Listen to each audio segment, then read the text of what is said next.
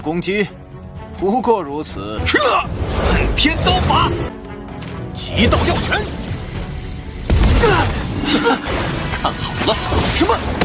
你。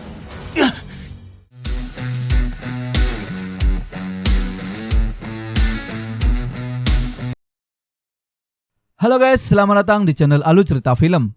Untuk kali ini Mimin akan bahas alur cerita Donghua yang berjudul Martial Master untuk part yang ke-28. Untuk kalian yang belum sempat menonton video-video sebelumnya, kalian bisa langsung menontonnya ya. Linknya ada di deskripsi. Dan jangan lupa untuk like, subscribe, dan menekan tombol loncengnya agar kalian tidak ketinggalan video-video terbarunya. Oke, tanpa berlama-lama lagi, Mimin akan masuk ke dalam alur cerita Martial Master. Di video sebelumnya, di saat Qin Chen akan melawan para orang-orang dari dinasti Wei, teman lama dari kerajaan Qi-nya yang bernama Wan Xinmin pun datang. Dan sekelompok orang dari dinasti Wei itu mengatakan kalau orang-orang dari 5 kerajaannya benar-benar sangat lemah. Ia juga mengatakan kalau orang 5 kerajaan hanyalah kawanan sampah dan sama sekali tidak menantang. Lalu Nona Xiansu mengatakan kepada Qin Chen kalau orang yang baru datang adalah dari kerajaan Qi-nya. Di saat bersamaan, Wu Yao menyapa kepada Wan Ximing yang telah tiba-tiba muncul di hadapannya. Lalu Wan Ximing mengatakan kalau ia bernama Wan Ximing dari kerajaan Qi. Wu Yao pun hanya tertawa dan mengatakan kalau hanya Wan Ximing sepertinya pendekar pedang yang biasa saja. Ia juga mengatakan kalau Wan Ximing sebagai pendekar pedang dari 5 kerajaan, apa yang bisa ia lakukan. Wan Ximing pun mengatakan siapapun yang bisa bicara dengan nada besar bertarunglah dengannya jika mereka mempunyai kemampuan. Wu Yao langsung menjawab dengan nada tinggi kalau kedatangan Wan Ximing hanyalah cari kematiannya sendiri. Lalu ia berdiri dan mengatakan kepada semua orang, siapa yang ingin menantangnya majulah bersama. Wan Ximing dengan pedenya mengatakan cukup ia sendiri yang akan melawannya. Sedikit pertarungan pun tak terhindarkan. Wan Ximing langsung mengeluarkan kemampuan pedangnya dan langsung menyerangnya. Wu Yao pun menghindari dengan mudah serangannya. Ia berkata kalau serangan Wan Ximing hanya begitu saja dan lemah sekali. Lalu Wan Ximing juga langsung meluncurkan serangan keduanya. Namun Wu Yao menangkisnya dengan mudahnya. Dan ia langsung mengcounter serangan Wan Ximing dengan kemampuan internalnya. Wan Ximing juga tidak tinggal diam. Ia juga langsung mengeluarkan niat pedangnya dan langsung menangkis serangan praktisi Wu Yao itu. Dan membuat praktisi Wu Yao terkejut melihat Wan Ximing mengeluarkan kemampuan niat pedangnya yang begitu kuat. Dua saudara dari klannya pun mengatakan kalau Wu Yao tidak bisa mengalahkan bocah dari 5 kerajaan. Seketika Wu Yao mengatakan kalau Wan Ximing begitu sombong kepadanya. Ternyata ia sudah menyadari niat pedang. Tapi sayangnya itu semua tidak cukup untuk melawannya. Ia pun langsung mengeluarkan keterampilan tinju langit pemecah matahari dan langsung menyerang ke arah Wan Ximing. Lalu Wan Ximing mengcounter serangannya dengan teknik pedang pembelah langitnya. Ledakan besar pun terjadi. Nona Xiansu pun mengatakan kepada Qin Chen, tak disangka kalau kerajaan Qi masih ada punya jenius seperti Wan Ximing. Saat kompetisi 5 kerajaan yang pertama, ia tidak memperhatikan kekuatannya sama sekali. Jika ditempatkan di semifinal kompetisi 5 kerajaan sebelumnya, seharusnya bisa masuk 10 besar. Qin Chen pun angkat bicara kalau Wan Ximing memang bagus, tapi masih belum cukup matang. Karena ingin menjadi kuat, membuat niat pedangnya memasuki jalan yang salah. Dan sekarang memang belum terlibat, namun jika ini terus berlanjut pasti menimbulkan masalah di masa depannya. Nona Xian juga mengatakan kalau Qin Chen terdengar seperti orang tua di saat ia bicara. Di saat bersamaan, Wu Yao berkata, sepertinya tak akan berhasil jika tidak menggunakan kartu andalan lebih awal. Di saat Wan Ximing mengeluarkan teknik pembelah langitnya kembali, Wu Yao langsung menggunakan kekuatan terbaiknya yaitu tapak sinar ekstrim. Saudaranya pun terkejut melihat Wu Yao bahkan mengeluarkan teknik tertingginya. Dan dengan kekuatan Wu Yao saat ini mungkin saja bisa menyapu seluruh kerajaan barat laut. Ia juga mengatakan kalau tapak sinar ekstrimnya merupakan salah satu teknik tapak terbaik di Mansion Tianmen.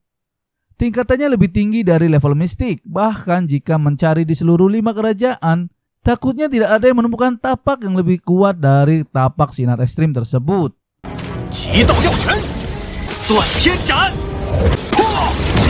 Seketika itu Wan Ximing pun terluka oleh teknik tapak tersebut.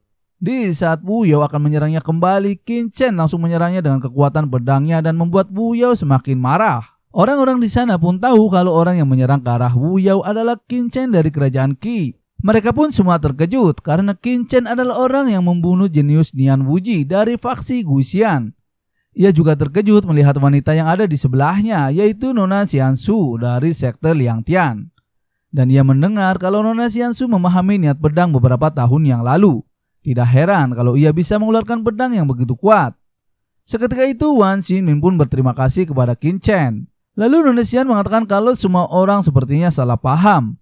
Sekelompok dari dinasti Wei itu pun berkata kalau Qin Chen dan Nona Xian adalah orang-orang yang suka menyerang diam-diam. Seketika itu mereka pun maju dan menghampiri Nona Xian. Lalu Nona Xian mengatakan kalau mereka adalah anjing yang sangat sombong. Karena mereka benar-benar berpikir bisa meremehkan orang-orang 5 kerajaannya. Ia pun langsung mengeluarkan niat pedangnya dan membuat kedua orang itu terpental. Nona Xian juga mengatakan kalau kekuatan mereka hanya begitu saja tapi berani mengacau di sana. Ia juga sangat marah karena mereka mengatakan orang-orang 5 kerajaannya yang lemah.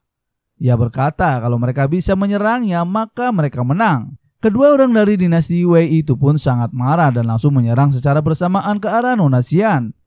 Namun Nona Xian dengan beberapa gerakan saja langsung mengalahkan mereka dan membuat mereka terluka parah. Nona Xian juga berkata kalau jenius dari dinasti Wei hanya begitu saja. Dan jika Wu Yao ingin mencobanya silakan saja. Seketika Wu Yao orang yang begitu sombong dengan kekuatannya pun seketika kena mental olehnya. Dan langsung terdiam. Ia mengatakan kalau Nona Xian mempunyai kultivasi yang sangat mengerikan. Bahkan jika ia telah memahami teknik tapak tertinggi juga belum tentu menjadi lawannya. Ia mempunyai cara sendiri. Ia mengatakan kalau 5 kerajaannya masih memiliki 1 atau 2 orang jenius. Dan ia menunjuk ke arah Qin Chen, orang yang tertampan di kerajaannya. Ia meminta Qin Chen untuk mengeluarkan gerakan yang sama seperti Nona Xian dan bertarung dengannya. Rupanya Wu Yao ingin membangunkan macan yang sedang tidur. Qin Chen pun menjelaskan kepada Wan Xinmin tentang arti niat pedang. Ia mengatakan kemarahan adalah emosi bukan suasana hati. Meskipun Wan Xinmin mengerti niat pedang tapi ia selalu mengambil jalan memutar. Di saat itu juga Wu Yao langsung menyerang ke arah Qin Chen. Namun Qin Chen menangkis serangan Wu Yao hanya dengan sumpitnya dan meminta Wan Xinmin untuk melihatnya. Seketika Wu Yao pun terpental oleh Qin Chen. Wan Xinmin pun mengatakan kalau Qin Chen terlalu kuat. Serangan barusan setidaknya berisi 2 niat pedang yang berbeda. Setiap bentuk niat pedang beberapa kali lebih kuat dari miliknya. Orang-orang di sana pun semua terkejut karena Qin Chen mengeluarkan teknik pedang dengan sumpitnya untuk menjatuhkan Wu Yao. Lalu Wu Yao tidak percaya dengan semua itu. Kalau Qin Chen bisa mengalahkan hanya dengan sumpitnya. Ia pun langsung mengeluarkan keterampilan teknik pelindung tubuh esensi langitnya. Akan tetapi Qin Chen langsung mengkonter serangannya dengan sumpitnya kembali dan membuat Wu Yao langsung terluka. Kedua saudaranya pun langsung membawanya Wu Yao pergi dengan rasa ketakutan. Wan Xinmin berkata kalau ia akhirnya bertemu dengan Qin Chen. Tuan Xiaozhan atau Raja Lingwu dan yang lainnya khawatir kalau Qin Chen tidak sempat menyusul. Kompetisi kali ini masih dipandu oleh Raja Lingwu. Murid kerajaan Qi-nya tinggal di penginapan Liu. Ia juga mengatakan kenapa Qin Chen bisa bersama Nona Xiansu. Ia mengira kalau Qin Chen berpacaran dengan Nona Xian. Seketika itu Nona Xian menjawab kalau ia dan Qin Chen tidak sengaja berpapasan. Lalu Qin Chen mengatakan kepada Wan Xinmin untuk tidak bergosip.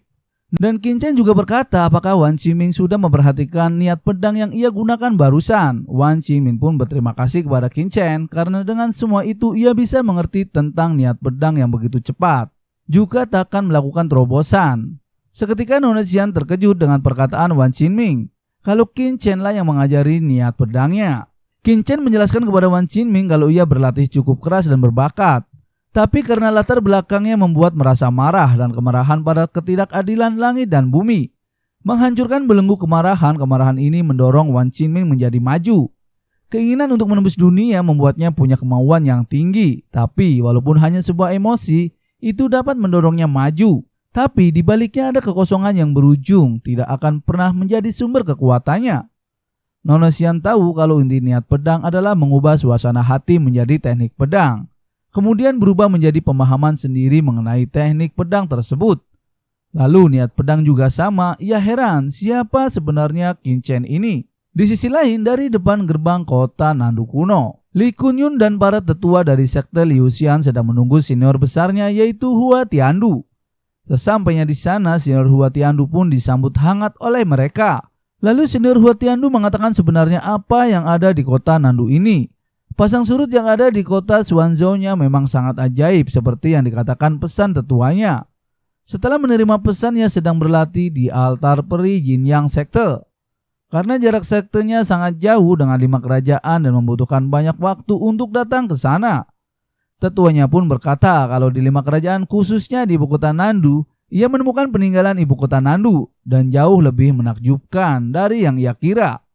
Reruntuhan ini seharusnya peninggalan sebelum zaman kegelapan. Tidak mengherankan jika ditinggalkan oleh sekte terkuat di zaman kuno. Dan yang lebih penting lagi adalah reruntuhannya terpelihara dengan baik bahkan memiliki kesadaran sendiri. Yaitu setiap 5 tahun sekali reruntuhan itu akan terbuka sendirinya. Senior Hua Tiandu pun penasaran dengan reruntuhan kuno sebelum zaman kegelapan tersebut. Tetua itu juga mengatakan kalau Akademi Tianheng dan Kaisar Xianheng juga dalam sedang berjalanan, yaitu Leng Wusheng dan Kaisar Tianyi.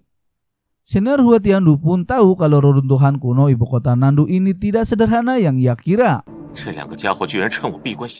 Kita kembali ke Qin Chen. Qin Chen pun menemui Raja Lingwu di penginapannya. Lalu anak dari Raja Lingwu yaitu Xiao Jing memberi salam kepada Qin Chen. Raja Lingwu pun memperkenalkan anaknya kepada Qin Chen. Dan anaknya berlatih di luar karena perintahnya.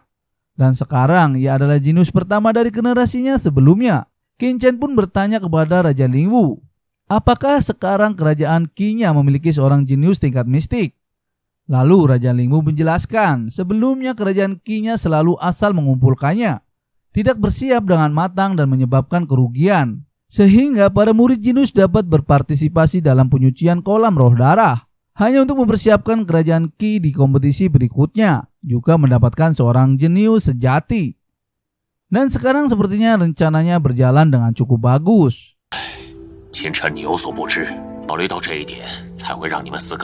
Dan bagaimana keseruannya, Mimin akan lanjut ke part selanjutnya ya. Terima kasih.